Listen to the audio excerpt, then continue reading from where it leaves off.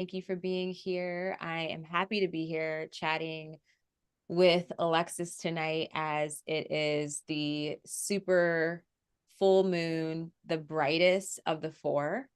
Yeah, so in Taurus. Yes. So there's been a lot happening, a lot of intensity around so many things. I'm just gonna keep it very, I guess, generalized like that. But yeah. How are you feeling, Alexis? What's going on with the moon and you? I am feeling uh there is such an intensity to this full moon. And like I wanted to really like lean into it. I really wanted to do ritual work. I really wanted to journal and like do automatic writing, kind of like really feel into the intensity in a positive way. But I'm finding that the duality of a full moon comes with the negative aspects too. You might be affected intensely in not so great ways. And the way that I'm being affected by this moon in particular, especially with it being in Taurus, is that I already have sensory issues. Like it's something I deal with on a daily basis. This is like turned them up to 100. I Mm. mean, the dial is broken. Like I had a little mental breakdown yesterday over just sensory stuff, and today I had to rip off all my nails, and like I want to rip my skin off, pull my hair out, and I know that sounds crazy, but if you already have sensory issues, you kind of understand like what it feels like. I mean, think about it, like even if you don't have sensory issues and you just put on a sweater that feels funky, like you want to take it off immediately, but like imagine that, but your entire essence. And that's how I'm feeling right now. And Mm. it's a challenge because I have to lean into my intuition and do what feels right, but at the same time, it doesn't feel like anything is helping. So this is definitely an interesting experience for me, an interesting full moon. And I'm riding with the wave as much as I can because that's really all you can do in this moment. Like when we get off here, I'm gonna take a shower and I'm gonna try to just like reset myself a little bit, like do a nice shower cleanse and see if that kind of regulates my emotions and my feelings a little bit so I can like feel clean and like have that be like a check off my list. And I already ripped off all my nails, so that's taken care of, and just like get into bed and feel cozy and do something that makes me feel good. Oh, that Because sounds nice. at the end of the day, like not all full moons are going to give you the vitality and the energy to be really inspired and do the things that are magical and fun. Sometimes you really have to hone in on taking care of yourself. And I feel like that's what this moon is teaching me right now. So, how are you feeling, Urania? Yeah, I mean, I feel pretty good. However, I had my own version of clearing, shedding a couple days ago. I was, to not get into much detail, I was just like having a bodily detox that almost seems to come like have come from out of nowhere, but I kind of think it was from like it was kind of like a lagging effect of the detox things that I've been doing. Like I've been doing a lot of things. And so it's hard to even pinpoint like what I did or what catalyzed it. And the interesting thing was I didn't really feel sick, even though I was like kind of sick-ish. Like I didn't feel like it was in the moment sickness, but it Right. would like pass. Like so it was waves of it. And so today I feel probably like I'm at 90%. And so I feel pretty good. But yeah, this full moon, I mean, I was outside. I was running errands earlier today and oof, man, I could tell there was a super full moon because the people didn't know how to act basically. Oh, And I'm just yeah. like, can we like do whatever it is that we need to do? Like, let's move along here, friends. Like, hello. And so yeah, it was a lot being outside of my home. And I spent like 3 hours, like probably running errands and picking up people and doing stuff. And so like it was a lot. And I'm happy to be home and to like now it's raining outside. It's really, really nice. And so yeah, after this, I'm going to get in some comfy clothing, although this weather is super comfy, but I'm getting my ass in bed. So the daylights, or now I think we're in standard time, whatever it is, the time shift really fucked me up. And Yeah, as it always does, because it's so frustrating. You're in a rhythm and then all of a sudden it's like boom, right. like, you're dysregulated. So that could be like a little bit of what you're experiencing too. And you had a busy weekend, and so it 100%. could be a lot going on there. So, if you all are feeling a type of way right now, or maybe your full moon experience isn't what you were hoping for, you're not alone. Breathe, be easy with yourself, and yeah, we're getting through, as we always do. So Absolutely. And it is interesting, like both of our experiences were body, like yeah. body stuff, which makes, a lot of sense. As you mentioned, like, when you think of the Taurus moon, you think of the word, sensual or senses and stuff. And like the way, it's an earth sign. So it's very like grounded and very in the material. So like you're experiencing that in your own body. And I would be curious to see if any of our listeners had a similar experience to what we're experiencing right now, especially with just how intense the full moon is. And it is the brightest and the most powerful or potent. And yeah, let us know how you feel in the comments. Yeah, let us know what you've been experiencing, how you've been feeling. So, we are going to be talking about the parallels between the dreaming and the waking. I have been wanting to have this chat for a really long time. I think that I think it's always when we have our lucid dreaming conversation, whenever we have conversations around that, there's just like so many similarities I feel between the dreaming and the waking. I've been wanting to dedicate an episode to this, so I'm really excited to share tonight.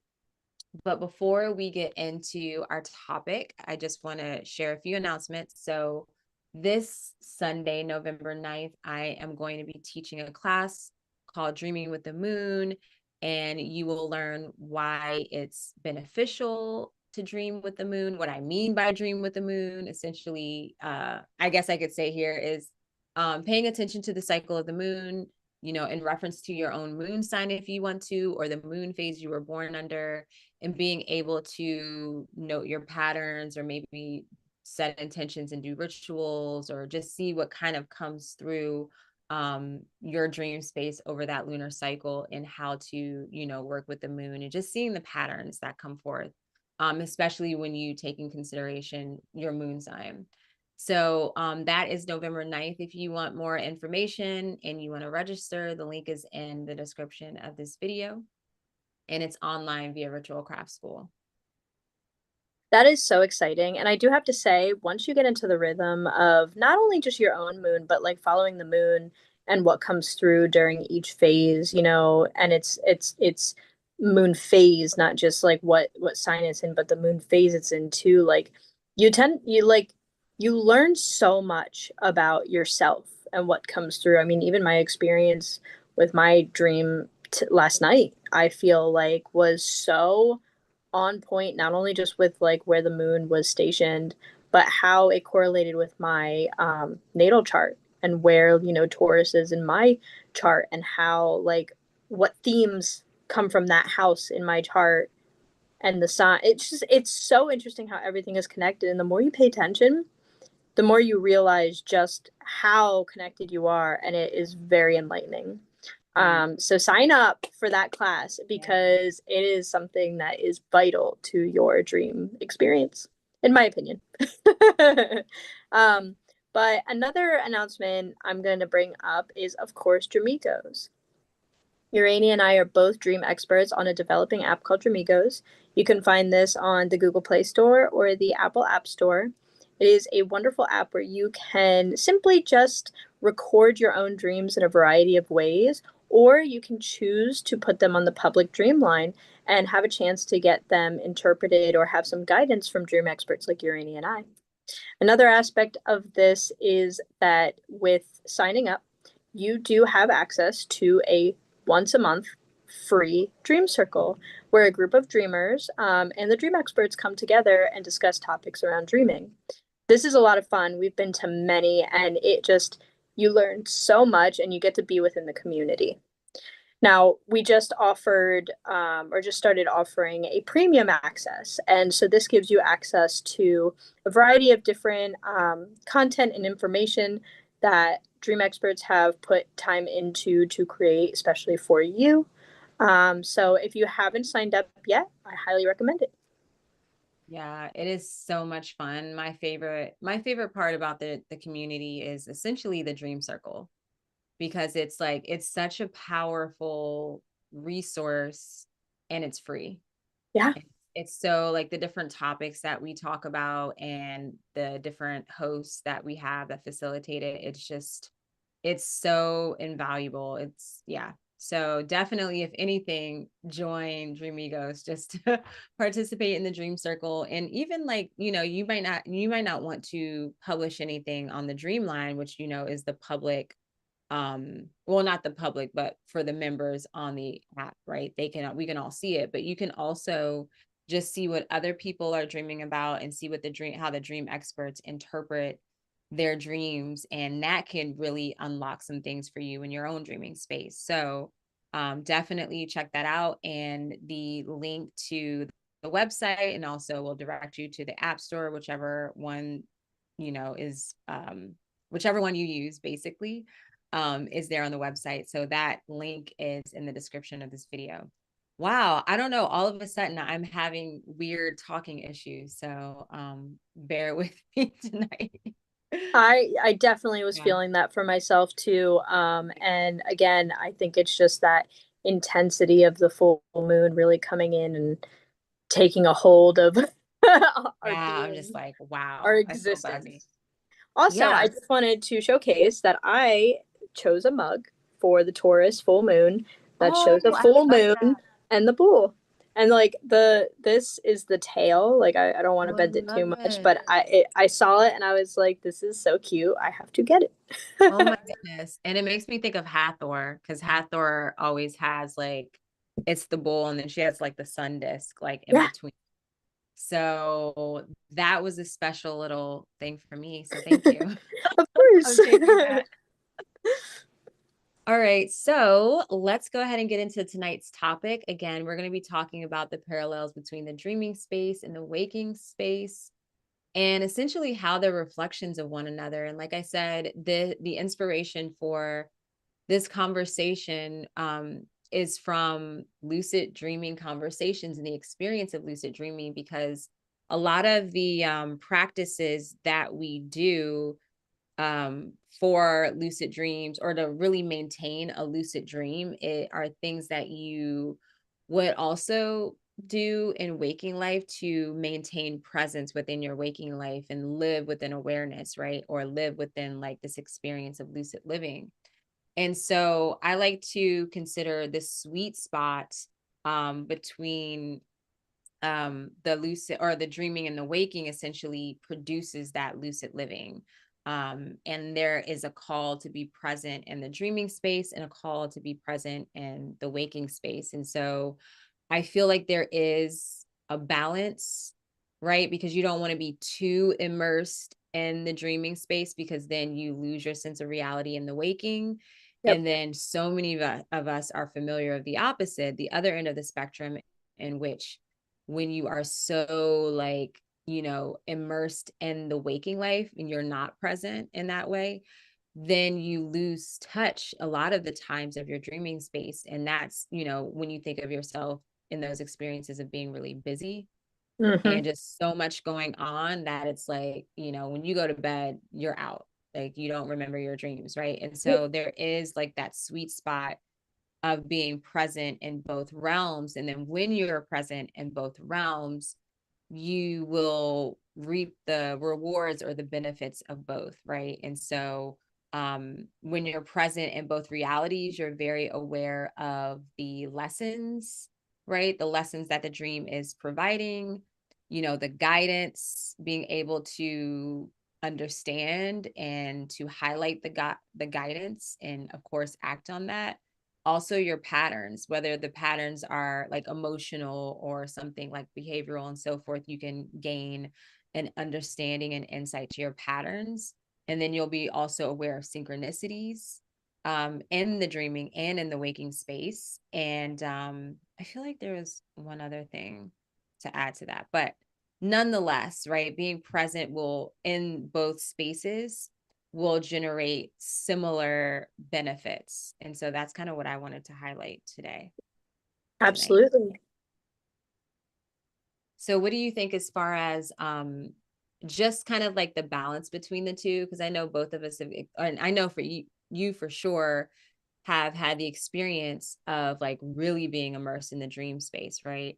Right. Which is one of the reasons that you're such a strong lucid dreamer, Right. because you've spent a lot of time there. You've been very present and also kind of like you said, always like one foot in and one foot out. Right. Yeah. Yeah. So yeah. Sorry, go ahead. Oh no, go ahead. I was just going to say it is important to find that balance. I spent a lot of my like first half, even more than the first half of my life, immersed so deeply in the dreaming space that I wasn't really present in the waking space. And I like can't even tell you how many times I sat in my car and cried because weeks and months would go by and I didn't feel like I accomplished anything because I was so lost in not only the sleeping dream space, but the daydream space where Mm, I was so disconnected. And I believe that to an extent, when you're that disconnected from the waking space, that it is a result of trauma, like it is a coping mechanism. Like it's comfort, it's safety. And that's what it was for me. As at a very young age, I started dealing with a lot of trauma. And for me, my coping mechanism was to bury myself deeply in the unconscious, the dream space, and the daydreaming space. And I had this experience almost my entire life of time passing in the waking space so quickly and having nothing accomplished because I wasn't there. I wasn't grounded. I wasn't paying attention. I wasn't present. And I didn't want to be. But, when all that time passes, especially as you get older and you're realizing that you're not doing a whole lot because you're trying to disconnect from reality, from this waking reality, you start to lose out on opportunities and accomplishments and goal setting in the waking space. I know one of the things that I'm really proud of myself for is being able to find that grounding in the waking and in the waking reality, and take the time to work on my spirituality, work on my art, work on these things where I'm moving towards a goal and I'm accomplishing something important and meaningful to me. I'm not just letting time pass. But it can be really difficult to get out of that state, especially when like you are in a mental state of feeling like there's not much there for you. You really have to dive into your own self and like ask yourself, like, what's the point? Like, why are you here? Why are you doing these things? What is it that you want? How can you change these things so you can be in a better state, so you can have more balance and live a more fulfilling life? mm, um and on that, at the with the same breath, I'll say, like, I've definitely had moments, not as much, but I've definitely had moments where I'm so busy in the waking that I don't have the time for the dream space and I'm not connected. And I feel like a part of myself is broken and tucked away somewhere and I can't reach it because I spent so much time there most of my life, that when I have moments where I'm disconnected from that, I'm like, I don't know, like a baby searching for a mother. Like there's just that again, that comfort zone, that place of learning in a different way that comes through, living in a different way that comes through, that when it's not there, it feels like void. So finding that balance is incredibly important, but also being kind to yourself and gentle with yourself, um, getting there. And it's mm, not going to be perfect, and there's going to be a lot of imbalance. Like it fluctuates, like it's like a roller coaster. But I'm definitely more balanced than I've ever been in my life now, where my presence in reality has made a significant improvement in my living and well-being as much as my dream space has. So I hope Mm. that answered the question. Yeah, no, it definitely did. And it brought some other points to light. And I do love how you mentioned like the daydream, like being caught in the daydream space. And, when we hear daydream, we tend to think about, oh, like this fantasy type, experience or perspective. And the daydream space can also be a place of escape. And I'm thinking about myself, like, as I definitely have a strong tendency to use the daydreaming space to like detach from, like you're saying, like if there's trauma like in your environment or something you've been through, or there's something triggering, like you can use that daydream or dreamy state in that time to kind of disassociate. Yeah. And I am the queen of disembodying, Mm-hmm. and just, now I'm a bit more present with it, and I do it in a way that's not to the extreme. But even a couple years ago, like I spent a lot of time like disassociated, disembodied in certain aspects. And honestly, it wasn't until I really got back into, or I guess just for the first time, really getting into this kind of intentional dream work. And then it fully brought me into, well, I wouldn't say fully, but then parts of myself began to um, come back to reality, so to speak, right? Come back to this current moment of what I was escaping. And so it was interesting. There was a clear reflection because I made the intention to, pay attention to my dreams very closely. And then through that lens, naturally, you're going to start paying attention to things in your waking life that you were initially ignoring. And then on the other side of the spectrum, before I got to that place, I was in a different place in which I was ignoring a big part of my waking life. Now, it wasn't in a disembodied fashion, but it was an avoidance, right? And Right. that avoidance was fully grieving and accepting the passing of my grandmother that happened in 2005. And I mean, again, I didn't get into like what I'm doing now until probably like 3 or 4 years ago. And so me avoiding that, dealing with that grief, I also had to avoid the dreaming space because that's where she showed up. And that I had kind of a fear around my dreams in some ways because I didn't have control over that. And so for me to be able, like, for me to go and intentionally, write my dreams and actively seek or be excited to go to bed, like that was not a thing. Like there was an avoidance in the dream space and there was avoidance in the waking life. And so even if it's not everything, like I'm not avoiding like everything in my life, there is a small part. And of course, just naturally that coincided with dreams. So it gets me curious of like when we are avoiding things in our waking life, what aspects like are we avoiding within the dream space, if any? Like I'm Right. curious if I feel like there is a parallel, a reflection of the two in that way. Yeah, And I mean, I agree, and I see where that parallel might come through too. When I think about, being present in the dream space, I think about lucid dreaming. And but there's multiple ways to lucid dream, and not saying that either is right or wrong, but if you are avoidant, sometimes when you lucid dream and you play into the fantasies and really build this world or this environment where it's sunshine and rainbows and happiness, and you know it can be good, it can be healing, but it can also be a distraction.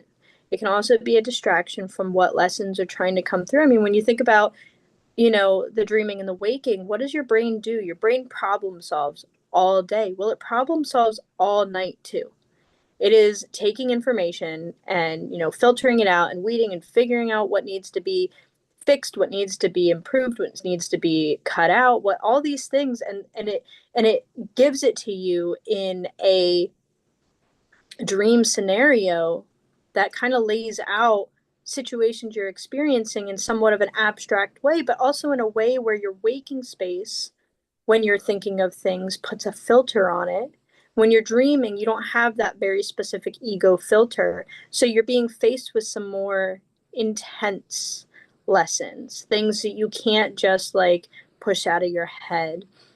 And so when you have like you come to lucidity and you're continuously changing the atmosphere to be something feel good esque, like you're not leaning into the messages that are coming through naturally, this avoidance can lead you to losing out on some really important information and important lessons that'll help you in your waking space. So it's very interesting the way that these parallels come through. And when I think about that problem solving, like your dream space is vital for problem solving in the waking space. And ideas come through, creative ideas come through, problem solving relationships come through, work issues, all these things can come through. And even though it might seem stressful to dream about these things, when you wake up and you reflect on these things that you experienced, you'll have better insight on your next steps on your path. Yeah, and over time, you definitely build confidence and resilience, not just in your waking life, but also in your dream space. Like you are like, I get excited to go to bed and dream, even if I've been having nightmares. So, what was that? And I think it was the end of September. I was having a series of anxious dreams and a few nightmares. And I still was like, I want to get to the bottom of this. Like, I'm looking forward to sleeping. I'm just going to prepare myself with some magnesium supplements and also tea and whatnot, and like some nice frequency music when I'm sleeping. But I want to learn, I want to understand like what is going on with me so I can move through it. And I love that you pointed out the distractions within lucid dreaming, right? And I also was really good at that. So I had to go through the process of, moving through avoiding something major in my waking life, something traumatic, and therefore also avoiding my dream space. So I moved through that. And then when I got back into the dream space and I really was having lots of lucid dreams, more than I've ever had in my life, I was also, having the pleasure seeking dreams. Like I would change the scenery, I would bring people in, I would, be having sexual things happening. And it got to a point where I swear, like my psyche, my inner being was like, enough, right? Because I would try to change these things. And then it got to a point where it was like, not like it wouldn't happen, or I didn't get the satisfaction. It's just so beautiful how that works, because then I had to surrender and I was more open. Like it was like I almost got bored with it too. So there was a combination of like my psyche being like, that's it, and also like getting bored with it. And so I was like, okay, I'm going to just go with the flow when I'm lucid and focus on being present in the dream, not being too emotional and not, losing myself in the dream too.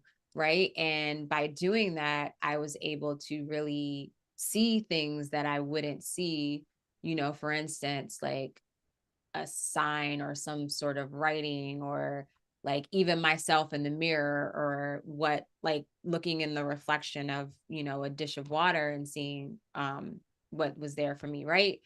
And I was again seeing that reflected in my waking life, where there was more presence. My days were getting slower, and not that I intentionally like sought that, but I just noticed that it corresponded. Like it was just a period in my life where, okay, I would have lucid dreams and I was going with the flow.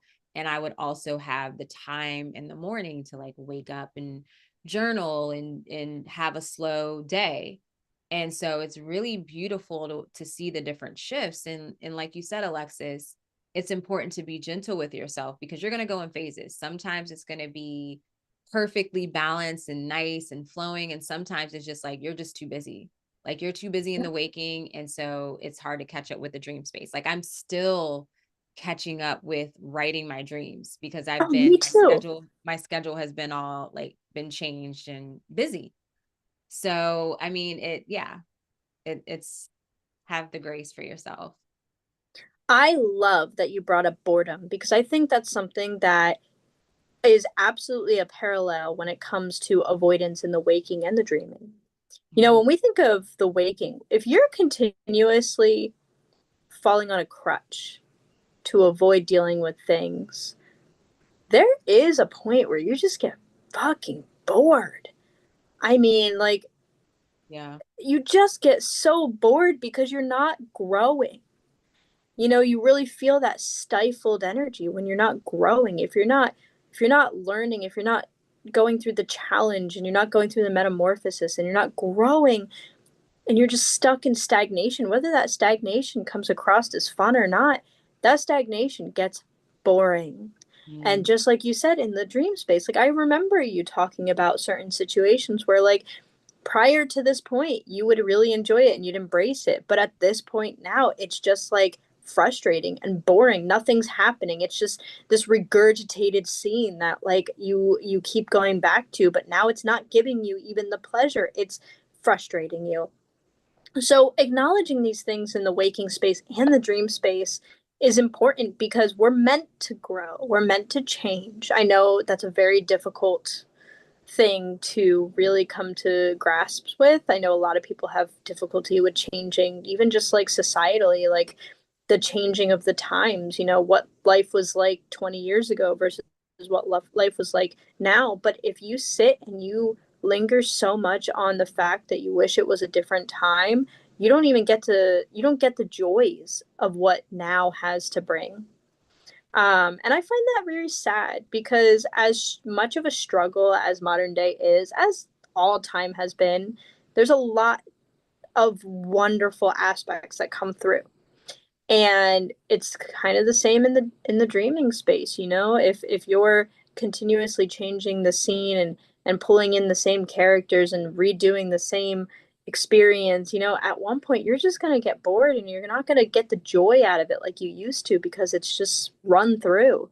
And when you start to acknowledge that boredom and that frustration and lean into these hard aspects, the hard aspects get a little easier, a little lighter, and you start to really feel the growth and the change and, allow yourself to become more whole of a person, like who you're meant to be versus who you've been trying to stay at. You know what I mean?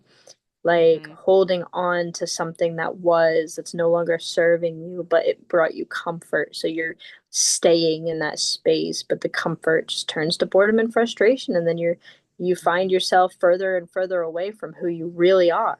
It's like what I said in the beginning, with like sitting in my car and crying because time has passed and nothing has happened. I have not experienced any kind of growth. And Mm-hmm. like, that thing that people say, time flies when you're having fun. Time actually flies when you're distracted. Mm-hmm. So think about that and consider that and how making minor changes in the way you flow through your waking and dreaming can help you to learn more about yourself in this existence. Yeah. And so as I mentioned, the inspiration for this conversation was mainly our lucid dreaming talks. And we just shared an archive chat on mastering lucid dreams or lucidity. And basically, we just shared a few ways in which you can extend your lucid dream, how to make it last longer. And so there were a few things that we touched on, and I kind of already mentioned it, but tempering your emotions in a lucid dream is essential, right? Because you don't want to be too excited or just any kind of, emotion. I feel will, like, even intense fear, right? Of Yeah, course, that's going to collapse your dream as well. And you'll likely wake up or you just lose that lucidity and you're back like in the dream space, right? And so I think that is so interesting how in waking life is kind of the same thing, like we're going to experience our emotions, but at the end of the day, we also want to find like a peaceful place within our emotions. Like we don't want to get swept away by them. We want to experience it and then calm ourselves. And so, and like with both, right? You kind of have the same outcome in a way where it's like you lose perspective, you lose awareness, like you kind of lose your sense of reality when you're swept away in an emotion. And I mean, being swept away in excitement is great, but I feel like like you still need the contrast, right? Like that excitement's not going Absolutely. to last forever, and I think that naturally goes away in itself. And on the flip side, of course, we know like if we are deep into fear, we lose sense of reality, and that could be a slippery slope into other realms as well. And Oh my so God, it's yeah. so interesting how that is really reflected. I love that you mentioned the fear because I remember when I was younger, I was kind of consumed with fear. My anxiety was through the roof. And honestly, I feel like I was experiencing some paranoia as well. And the way your reality shifts is insane. I remember when I was probably 14, 13, I had this insane fear of the end of the world. Whether it be media or just like, having some acknowledgement of mortality and understanding that you never know if something insanely detrimental is going to happen to the earth or whatever. Like it was lingering in my head, and I was so consumed with fear that I would look in the distance expecting and imagining this tidal wave of ocean to come through and take us all out, like literally looking at and feeling engulfed with fear. And I have a very intense imagination, but my imagination would actually like give that playthrough. Mm-hmm. And it shifts the way you move through life. When you're so scared of everything, you're so scared of something, and it really rips away all enjoyment, and it changes the way you move through life. It really does. Like if you're terrified of being in a car accident and you choose to never drive, and then you have to rely on everyone around you to like, and I'm only talking about this fear because it's all consuming, but it also limits your ability to do things. So then you can't go and have your livelihood. You can't go and do things with your friends. You can't go to work. You can't do this or that because you're so afraid of taking the steps because of this thing that might happen. And Mm-hmm. you might never be in a car accident your entire life. But because you are so fearful of this happening, you're wrapping your entire life around your fear. And of course, there's circumstances that might not be in your control. If you have diagnosed mental disorder that is, severe paranoia around, like there are things that obviously people can't help. But I'm talking more so around what you can control. you know Even anxiety, like your anxiety can keep you from going out and being around people. Your anxiety can keep you from doing your favorite things, from going to like, and it just strips you away of your livelihood and your the way you exist. It's so limiting. And you don't get out of it like in your dreaming space too, because then likely you're going to have anxious dreams and nightmares that are Absolutely. trying to guide you through overcoming the fear and anxiety that you're experiencing waking. So again, it's like they're married together, they are reflections of one another. Absolutely. And I wanted to touch on the emotions and the senses in the dream space and the waking space, because one of the things I love about lucid dreaming is that when you are aware that you're dreaming, you can smell your environment, you can feel the air around you, you can hear everything and feel everything. Like if you touched a plant, it feels like you're touching a plant. Like you can feel the rocks under your feet. Like it's so surreal, and it's so parallel to what you feel in the waking space, um, as well as your emotions. I wanted to share this quote from Zhuangzi. Um, Once upon a time, I dreamt I was a butterfly, fluttering hither and thither, to all intents and purposes, a butterfly. I was conscious only of my happiness as a butterfly, unaware that I was myself.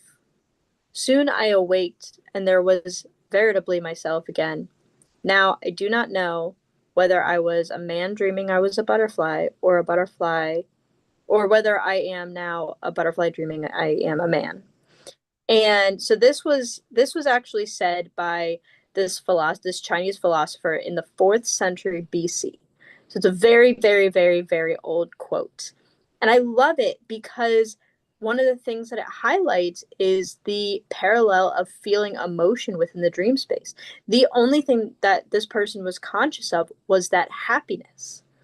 And when you think about when you're lucid dreaming and you experience something and you get washed over with happiness or joy or comfort, whatever it may be, it's paralleling what you feel in the waking space. And it's so powerful. Like, of course, you don't want to overdo it. Like we said, get so excited that you boom, wake up. But once you get comfortable in the lucid space, I feel like you can have quite a bit of emotion without waking up. But there are limits. But that's a parallel, like feeling these emotions, feeling the sensory. This is a parallel to what you're experiencing in the waking space. And I love that at the end of this dream, they really could not 100% tell you whether or not they were a butterfly dreaming they were a man, or a man dreaming they were a butterfly. Like, that to me, the parallels to that is so strong and evident, especially if you are very in tune with your dream space. Yeah, I really love that. And I'm thinking about the emotion, right? And like two things. So, and it's all coming through really fast, so hopefully I can remember it all. But basically, that emotion, that like sense of just very overwhelming joy, I feel that that was also a result of that being all like balanced in the dream space, because I've had dreams where maybe I was lucid. I feel like my most excitable emotions, I'm trying to just like run through dreams, but I feel like I've experienced more so like the most profound emotions through my lucid dream experiences, even if they weren't like the best. And that emotion kind of came after, not after, but like you feel like the intensity of it when you wake up, but it's like it's very modulated in the dream, right? Because there's a lot going on, but then when you reflect on that emotion, what was going on, what you were experiencing, it just brings more of that wave. So again, it's reflecting. And then I also feel that that whole flip of like, am I the butterfly dreaming, or the person dream, or am I the butterfly dreaming I'm a person, and vice versa, right? I can see that also as like that knowingness and connection, that feeling, that emotion is like that pure state, like what people would say, oh, when I'm home, like with source, or in my true home, or my with myself, my true self. When you're in your true essence, you feel this overwhelming feeling of love and joy and happiness. And so it's like he knew that, regardless, butterfly, human aside, he knew that was his true feeling. So that kind of caused this, contemplation and like, wait a minute, like which is which, right? And so Absolutely. that was like a beautiful quote. I freaking love that. That was awesome. Thank you I for love it sharing. too. And I love how old it is. Like, it just really shows you how important dreaming has been in human society for so long, and more reason to really hone in on embracing this gift that everybody has access to for free. Like, it is Exactly. it is for free, and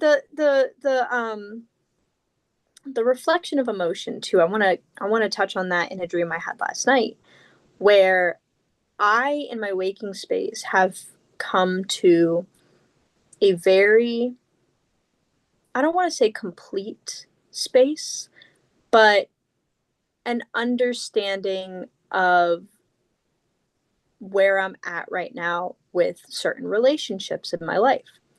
You know, some relationships have ended and some relationships have prospered. And that shows up in my dream space. Um, and last night I had a dream where I was in my waking space. This relationship no longer is occurring, but there were some ties to it that, like, almost you can't let go of the relationship, like, because you don't want to. You really, in your core, you don't want to. But there's this aspect of understanding that you have to for your own vitality and your own growth.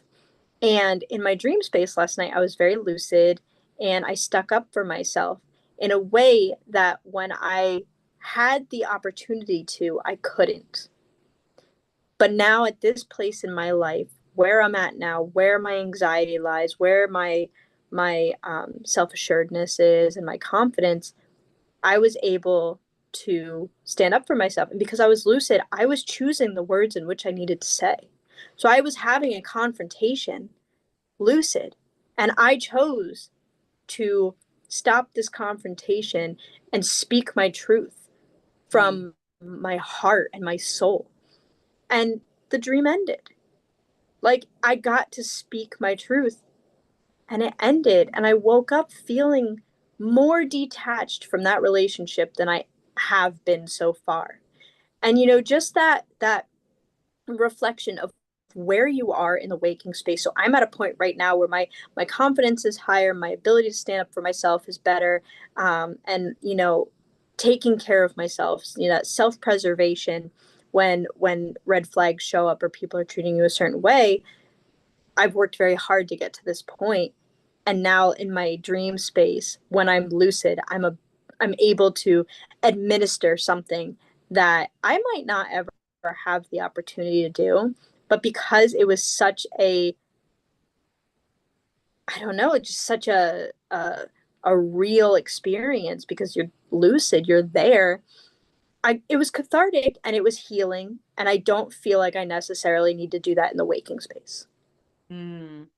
I love that. And I feel that one, that is definitely a reflection of the growth that you have had where you are now. But then also, I know that that also speaks to what's to come as well. Like the growth that you're having on the other side of this, where it's like, oh, you worked that out through the dream space, you spoke your truth, and you also have, I feel, an understanding too that in some ways that person is going to feel that as well.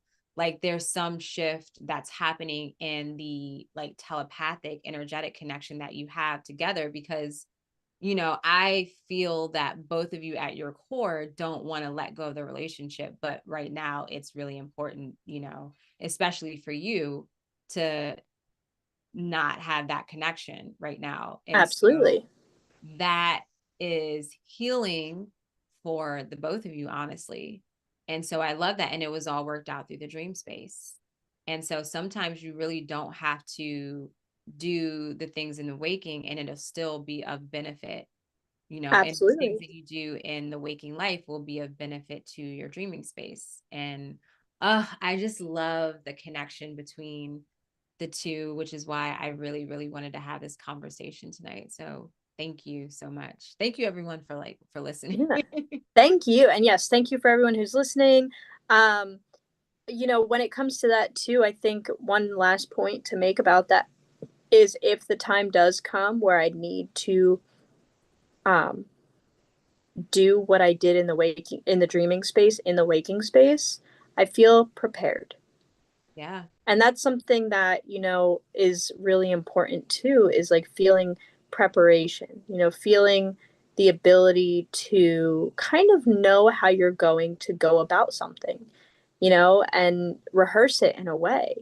um it's just it's incredible, and I'm grateful that I have these experiences and I'm connected. Like, this is why we do what we do here on the podcast, because it is just a nonstop evolution of the self. If you allow yourself, you will continuously grow. Not to say that it's easy, because not one of us had an easy go at certain aspects of our nightmares and our anxiety driven dreams, and like, but we were able to take from those experiences and grow. Yeah. Did I freeze? You froze and my internet connection was unstable. So it was on my end, but we're good now. Because You were like, I, yeah, you you were were like, smiling, and I was, you didn't blink for a second, and I was like, I think we might have, I think we might have froze. yeah, I'm seeing here on the chat was disconnected and then it came back. So that was definitely Okay. on my end. So it's storming. It's really windy. So I'm not surprised. No, I'm not surprised either, but But yeah, do you have any? I know you just made that last point. Any other last points that you want to touch on before no, we do a close? I think I feel cleared. This was such a great conversation, and I don't think I realized how much I needed to have this conversation. But it was Yeah, so that's amazing. organic and came with so much insight, and I'm really happy that you've been so inspired to have it, because I Yeah, didn't even thank realize how much it you. was. I really did. I mean, even like when we were talking this morning, I still kind of like I didn't understand exactly what we were going for. And not to say that I didn't have an idea, but there was an aspect where I kind of was questioning it. But when Yeah, we got into the conversation, like, it just went into flow immediately, and I had no doubts. yeah. Yeah, I'm glad that I was able to articulate it and flow well because I also I knew like how you know something in your mind and I remember always making these connections when we would have other discussions and so I'm like okay like how do I bring this all together? I mean and it's very very clear how both sides of the coin are like yeah two sides of the same coin basically they're reflected and so I think the last thing I want to just mention and you already said this how being present in both spaces essentially will create a meaningful life for yourself and there are always going to be challenges there's going to be highs and lows and when you can create a strong like relationship with your dreaming space your dreaming self it's like you always have like this part of you that's like your best friend that has your back that like has guidance for you it's going through it with you celebrating you the wins and holding you when it's really challenging and also scaring the shit out of you when you need to wake up right Yep, and so I just that's the one thing I really enjoy about just thinking about all of this is the fact that it will create a more meaningful life for you and you will feel more connected to yourself. And so I think that's pretty absolutely. powerful. Yeah, your dream space is your best friend, your lover, your mentor, your guide, your higher self. You're like, it is you and all of what you need to move forward and grow. And just like, every time we have these conversations, I just feel so inspired and excited for the next. And that being said, this isn't the end of this specific conversation, because we will pick this back up with a special guest. Yeah. So yeah, we're gonna have a fellow dreamigos expert, dream expert. So that's gonna be exciting. And her name is Andrea Morrison. And I feel like her whole vibe is lucid living. Oh, yeah. And I think that's even, yeah, she refers to it as that. And we're going to talk to her in reference of how to bridge the dreaming space and the waking space. And I'm really excited to hear, of her practices and her perspective and everything on this topic and how she implements this in her own life. And so, yeah, that's going to be next week, same time, 9 p.m. Eastern time. We're going to be live. So definitely come hang out with us and share your insights and perspectives on what we've discussed here and also what we chat about in that conversation. I'm so excited. And speaking of synchronicities, Andrea Morrison actually has the word dream in her name. So the end of her name, Andrea, so Drea, and then Morrison, starting with an M, dream is right in the middle. And I just feel like that's such a fun little synchronicity for her life and where she is now and her focus on the dream space. It's so cool. I love that. I didn't even realize that. That's awesome. All right, everyone. So thank you so much for watching and listening. Please like the video if you enjoy this conversation or share with a friend. And of course, subscribe to our channel and follow us on Spotify. Sweet dreams, everyone. Sweet dreams.